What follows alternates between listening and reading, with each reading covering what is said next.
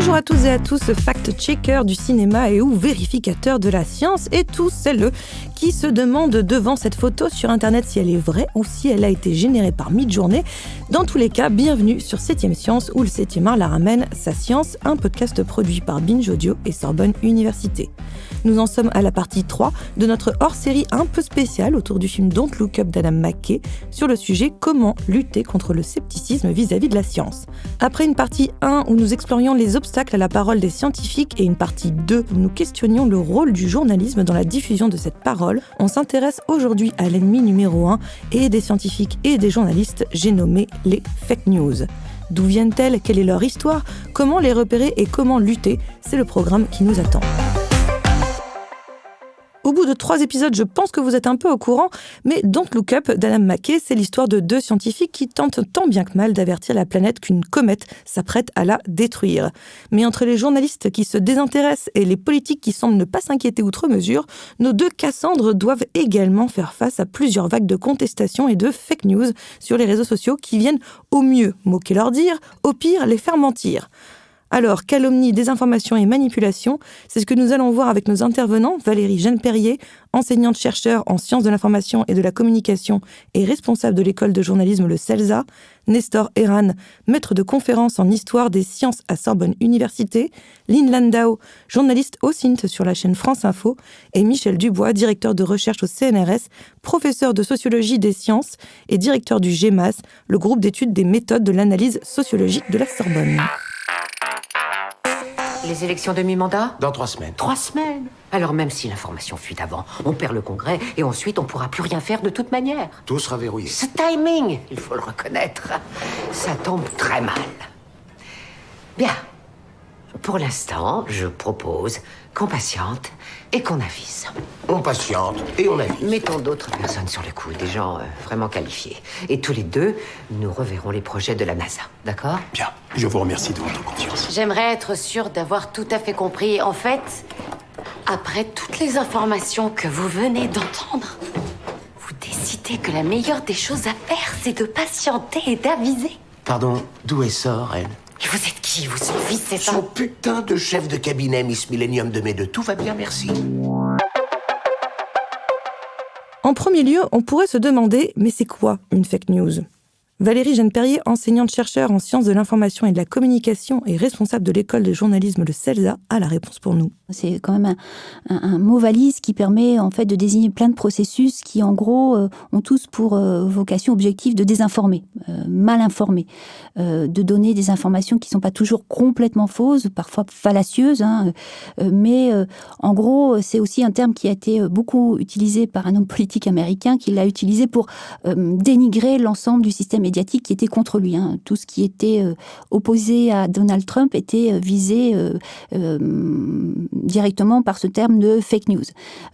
On l'a repris dans le vocabulaire courant pour désigner tout ce qui n'est pas la bonne information. Mais ces fake news ne sont pas l'apanage de ce cher Donald Trump. Elles datent de bien avant lui, comme le précise l'historien Nestor Herran. Le terme fake news, c'est pas si nouveau. En effet, on le trouve déjà en fin du 19e siècle, le terme fake news, oui. En effet, ça existe, en effet, associé à certains types de journalisme, dans lesquels on va privilégier des faits spectaculaires, dans lesquels il n'y a pas contrasté, un choix un peu avec cette mécanisme psychologique d'être roman, s'intéresser par les choses un peu choquantes, un peu, qui aussi parfois, qui confirment certains biais psychologiques qu'on a. Mais d'où viennent-elles ces fausses nouvelles ? Nestor Herran a une partie de la réponse. Bien sûr, il y a des volontés politiques, parfois, à créer, à générer de ces fake news. Et même, on trouve qu'il y a certains groupes de think tanks, ou de groupes d'intérêt, qui, en faisant sur des cartographies de la diffusion de ces messages, on voit qu'ils sont des points d'origine d'un grand nombre de cette fausse information. Avec une volonté politique de manipuler l'opinion publique. Mais ces fake news ne sont pas uniquement d'origine politique dans le but d'influencer ceux qui la lisent. Parfois, les raisons sont plus bassement intéressées, comme le souligne la journaliste de France Info, Lynn Landau. Il y a des personnes qui vont partager des informations pour avoir de l'attention. Parce que ça leur rapporte de l'argent aussi. On peut monétiser ces contenus et ça, il faut se souvenir que la fake news rapporte. Parce que plus un contenu est vu et plus vous gagnez de l'argent grâce aux publicités. Alors même un anonyme va pouvoir se créer sa communauté et gagner de l'argent dessus. Et alors, il y a plusieurs motivations qu'il peut y avoir. Donc, je pense que la motivation pécuniaire est super importante. Il y a des chaînes YouTube qui se font des milliers d'euros en publiant des contenus dont ils savent que c'est faux, mais ce sont des contenus qui vont être poussés par les algorithmes de YouTube ou de Facebook. Et c'est des contenus qui vont inciter à la violence, donc c'est super triste. Mais c'est pas forcément des personnes qui veulent qu'il y ait de la violence, c'est des personnes qui veulent gagner de l'argent. Il peut y avoir, je pense, un sentiment d'appartenance dans ces communautés. Donc, ces personnes qui ont perdu leur repère et qui se retrouvent entre elles en mode « bah oui, toi aussi, tu sais, nous on sait la vérité sur le gouvernement ». Enfin, il y a quelque chose qui peut être très grisant à se dire que nous, on a compris quelque chose que les autres ne comprennent pas. Donc, c'est de l'ordre de l'ego. On a envie de se sentir un petit peu meilleur que les autres et plus sachant que les autres. Comment faire pour repérer une fake news ? Lynn Landau explique sa manière de procéder. Ce qu'on essaie de voir pour repérer les fake news, c'est quand elles sont très partagées. En fait, voilà, moi, quand je fais mes recherches, par exemple, sur X, ex-Twitter, je vais me focaliser sur des publications qui ont des milliers de partages parce que c'est très engageant et très séduisant, en fait. Donc, je vais, par exemple, regarder sur des comptes louches habituels. Et alors déjà, je sais que je vais trouver de la fake news chez des camps politiques extrêmes. Voilà, extrême gauche, extrême droite. Ça, c'est vraiment des super sponsors ou pourvoyeurs de fake news. Et chez des comptes qui sont très opportunistes, qui vont vachement publier sur le Covid et après vachement publier sur la Russie. En fait, il y a des mercenaires de la fake news. Des gens qui vont se focaliser sur tout ce qui est contestataire et anti-système parce que c'est un discours qui séduit. Et là, je vais trouver beaucoup de fausses informations. Et pour les reconnaître, voilà, on les reconnaît parce qu'elles suscitent de l'engagement, parce que ce sont des raisonnements un peu simplistes. Voilà, c'est comme ça qu'on les repère. Ces gens, ces regardeurs, tout ce qu'ils veulent, c'est que des migrants chiliens envahissent notre grande nation par millions. Regardez pas! Regardez pas! Regardez pas! Regardez pas! Regardez pas! Qu'est-ce que c'est que ce truc-là? Regardez pas! Regardez pas! Regardez pas! Qu'est-ce qui se passe? Putain, ils nous ont menti! La présidente vient d'envoyer un SMS. Ne vous inquiétez pas, c'est tout géré. No stress. Hey, Michael! Vous m'avez coupé le visage, bande de plouc! Parfois, il n'y a pas besoin d'aller à la fake news, elle vient à nous. Par différents biais que Don't Look Up expose particulièrement bien selon Valérine Jeanne-Perrier. Ce que très bien en scène le film, c'est l'espèce d'effet circulatoire de paroles qui vont sur les réseaux, puis sur les blogs, puis à la télévision, puis à la radio. On voit très bien cette circulation circulaire de l'information déployer la première information qui, petit à petit, chemin faisant, est soit traitée de manière ironique, soit est contrefaite. On voit beaucoup la culture du mème. Vous savez, c'est reprise par des images rigolotes sur des réseaux sociaux, être mise en scène dans ce film. Et oui, effectivement, l'information est un système concurrentiel dans cet espace du film donc Look Up, et il reflète très bien, peut-être de manière caricaturale, ces modalités nouvelles de circulation de l'information qui vont prendre plein de chemins. Et ces chemins sont différents, sont utilisés par des publics différents. Et c'est la difficulté du monde contemporain qu'on essaie d'analyser, c'est qu'il n'y a plus une seule source avec des médias centraux qui vont dire la vérité. Il y a des concurrences de discours très très fortes, des temporalités différentes, et l'espace public de l'information, l'espace global de l'information, est pétri de ces discours différents. Et la difficulté, en tant que citoyen, c'est de repérer l'information qui est juste, qui est bonne. Donc, il y a quelques années, il y avait un journaliste qui avait dit, en regardant l'émergence de l'Internet, il avait eu cette phrase pour dire « s'informer fatigue ». Oui, effectivement, ça demande un travail. Et tout le monde n'a pas le temps, dans son quotidien, d'aller chercher la bonne source d'information et de la vérifier. D'ailleurs, vérifier son information, c'est l'une des principales missions du journaliste. C'est ce qu'il apprend dès l'école d'ailleurs. Alors, dans une école de journalisme, on forme les étudiants justement à un processus qui est vraiment important, c'est celui de bien choisir ses sources et de les qualifier, et de les rendre visibles. On cite ces sources dans un article, on fait porter la parole par des experts, et surtout, l'autre processus qui est vraiment central, c'est le processus de vérification. Cette vérification est la plupart du temps à la portée de tout le monde. C'est ce qu'explique Lynn Landau. Il suffit d'aller regarder dans les statistiques, de regarder les chiffres officiels. Et on va appeler des spécialistes quand c'est... Alors quand c'est pas chiffré ou chiffrable, on va appeler des spécialistes en leur disant vous êtes des spécialistes, vous avez passé 20 ans à étudier ça. Donc une personne qui a passé 20 ans à étudier le schmilblick, c'est pas pareil que le kidam qui n'y connaît rien, etc. C'est finalement une démarche assez simple. Enfin, c'est une démarche journalistique. Voilà, aller interroger des experts et parfois, voilà, si c'est une vidéo, ce sera pour la débunker, on la remettra dans son contexte. Donc, on fera une recherche inversée sur Google et puis on découvrira que cette vidéo d'émeute, finalement, elle n'a pas eu lieu en France, elle a eu lieu aux États-Unis et c'était genre en 2020, quoi. Avec des recherches, finalement, même l'internaute lambda, il peut vraiment débunker une fake news assez vite. Voilà. Le fact-checking, qu'il soit fait par soi-même ou par des journalistes, suffit-il à convaincre même les plus radicalisés des complotistes, ou ne serait-ce qu'à rassurer les indécis ? Alors, je me suis posé la question pendant plusieurs années. Pour m'éclairer là-dessus, je me suis penchée sur la littérature scientifique, qui finalement ne tranche pas vraiment, mais ça nous donne un indice, c'est qu'il n'y a pas énormément d'effets par rapport au fact-checking. Donc moi, je me dis, tout ce que j'essaie de faire, c'est de pas... Je ne suis pas en position de convaincre la personne qui est vachement radicalisée, qui campe sur ses opinions, mais je vais chercher à convaincre la personne qui a un peu des doutes ou qui fait encore un petit peu confiance aux médias. Et c'est cette personne-là que je vais viser. Et s'il y a au moins une personne qui se rend compte qu'elle s'est trompée ou qui se rend compte que la réalité est un peu plus complexe que ça, pour moi, c'est quand même une petite victoire. Mais c'est vrai que globalement, je me pose beaucoup de questions sur l'utilité de mon travail. Mais en même temps, quand je me dis, si on n'était pas là, qu'est-ce qui se passerait ? Si l'éducation aux médias est une des techniques pour mieux appréhender les informations qu'on nous donne, d'autres idées font leur petit bonhomme de chemin pour recréer le lien entre médias traditionnels et vérifiés et le public. Et cela passe notamment par s'intéresser aux nouveaux canaux et aux nouvelles pratiques. Utiliser les réseaux sociaux, se rendre plus accessible, critiquer les fausses informations. Tous les médias les plus âgés ou même ceux qui émergent tentent ça. Par exemple, là, il y a un moment dans la rentrée qui est très intéressant, c'est d'observer ce qui se passe autour de ce journaliste qui travaillait pour une émission de télévision qui s'appelle Quotidien.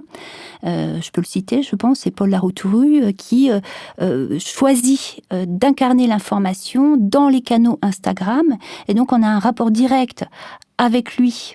On le voit suivre la production de l'information, il est au cœur de la production, il demande qu'on lui envoie des questions, donc c'est un peu l'effet du téléphone sonne, mais là dans une proximité et dans le feu de l'action de la construction de l'information, je trouve ça très intéressant, parce qu'on voit que les médias, ils sont tous vraiment dans cette réquisition des pratiques qui existent dans les médias les plus jeunes, qui sont beaucoup utilisés par les jeunes publics. On peut citer les plateformes de TikTok, Twitch, Snapchat, qui est en perte de vitesse. Mais vraiment, on voit les médias les plus anciens essayer de prendre les formes récentes et d'y appliquer les recettes de la vérification. Et je crois que c'est une bonne voie, ça marche plutôt pas mal. On voit que ce jeune journaliste, il embarque son public qu'il avait avant, il en rencontre un autre et il fait un effort pour essayer de rendre l'information plus accessible. Pour moi, c'est totalement irresponsable de ne pas aller les toucher. Donc, je pense que c'est important d'aller sur TikTok, d'aller sur Snapchat, d'expliquer l'info simplement, sans prendre de haut, et de s'intéresser finalement à ce qui intéresse, on va dire, les jeunes. Par exemple, on pourrait vachement tomber dans la caricature en parlant des influenceurs. Genre, oh, ces méchants arnaqueurs, etc. Mais bon, il y a des influenceurs qui sont super cool et qui permettent aux gens de découvrir des choses inédites ou de s'intéresser à des choses inédites. Donc ne pas tomber dans cette caricature, ne pas transmettre cette pensée de boomer, parce que je pense que ça va saouler assez vite, de dire que les jeunes, ils sont dispersés, que c'était mieux avant, etc., que les jeunes, ils font n'importe quoi et qu'ils n'ont pas d'attention. Enfin, je pense qu'il faut arrêter avec ce discours. Voilà, les jeunes, ils sont différents. Je m'inclus pas dedans. à 35 ans, de s'intéresser à ce qui les intéresse. Je pense à Samuel Etienne. Je trouve que son move d'aller sur Twitch, qui était un petit peu absurde, je pense à la base. Un peu transgressif, même un peu à l'époque. Hyper transgressif, mais après, en le connaissant, ça ne m'étonne pas parce qu'il est vachement bosseur et quand il fait un truc, les choses à fond.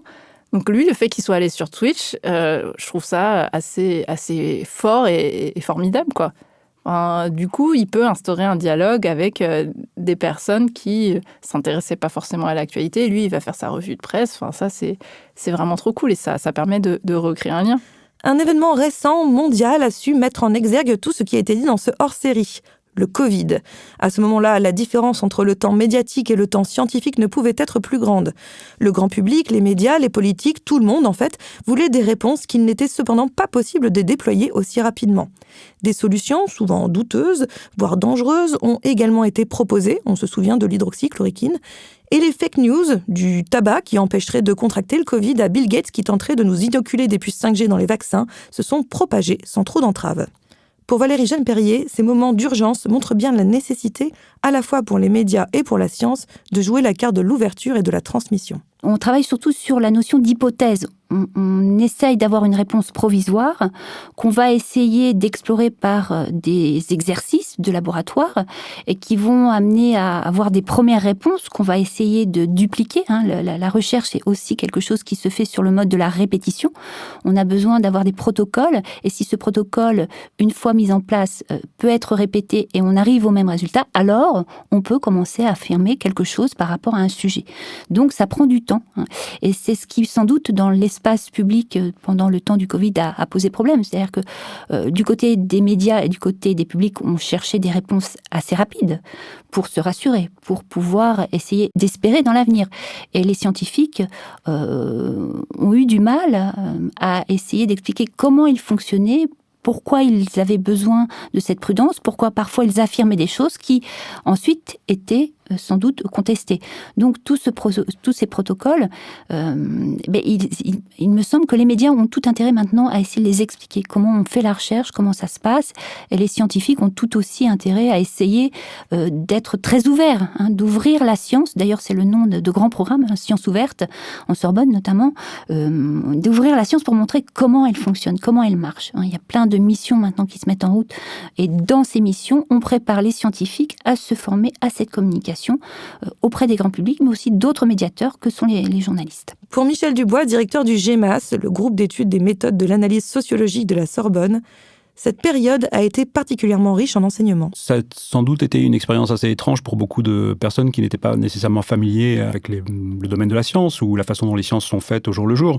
Moi, je distinguerais deux situations. C'est-à-dire qu'il y a une situation où, sur les plateaux de télévision ou sur les plateaux de radio, sont convoquées des personnes ou sont invitées des personnes qui ne sont pas expertes et qui viennent donner leur opinion. Effectivement, il est logique que les opinions puissent diverger, puisque de toute façon, elles ne sont pas expertes. Et donc, pourquoi voulez-vous que tout ça converge ? Et effectivement, il y a beaucoup finalement de débats qui se sont transformés en lutte d'ego sans intérêt d'un point de vue scientifique. Par contre, il y a d'autres situations où on a de vrais experts, que ce soit en infectiologie, en virologie, qui sont présents et qui ne sont pas d'accord. Pourquoi ? Parce qu'on est précisément dans une situation exceptionnelle où il faut essayer d'établir des faits dans un temps très, très contraint, avec une forte pression politique, une forte pression sociale, et une demande de certitude très rapide. Et on met, en quelque part, le fonctionnement de la communauté scientifique un petit peu sous une contrainte, un petit peu de stress test pour voir si ça fonctionne ou si ça ne fonctionne pas. Et moi, je pense que si on prend un petit peu de recul, je pense que cette période de Covid a été une formidable opportunité pédagogique pour voir précisément que le consensus n'est pas quelque chose qui est donné, mais c'est quelque chose qui est construit. Et là, je trouve qu'on est parti d'une situation de dissensus très forte dans laquelle on a vu des chercheurs parfois très expérimentés s'opposer autour de ce qu'était la cause de tout cela. Et ça continue encore, c'est encore une controverse qui est active d'ailleurs.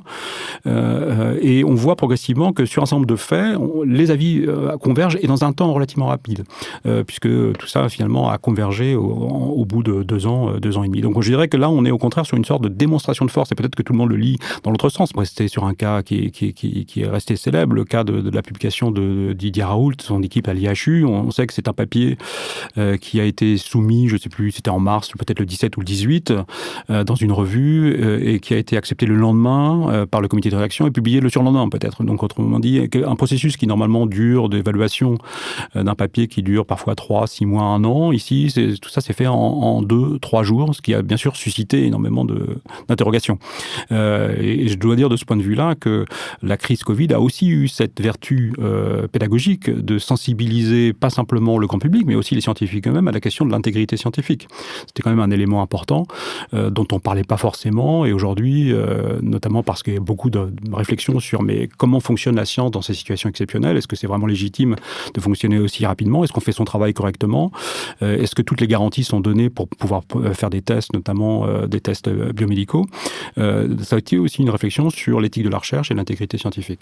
Donc voilà, ça c'est cette situation de crise a des vertus pédagogiques, mais il est clair que on dit ça avec le recul. Le recul. C'est peut-être le mot qu'il faut retenir de ce hors-série en 3 parties de 7e Science sur la lutte contre le scepticisme vis-à-vis de la science. Prendre le temps, au maximum, de réfléchir et de vérifier avant de considérer une information comme vraie. Et le recul, c'est le job des scientifiques. Alors merci de nous avoir écoutés. 7e Science produit par Binge Audio et Sorbonne Université, c'est fini pour aujourd'hui. En attendant, vous êtes parés pour briller dans les dîners.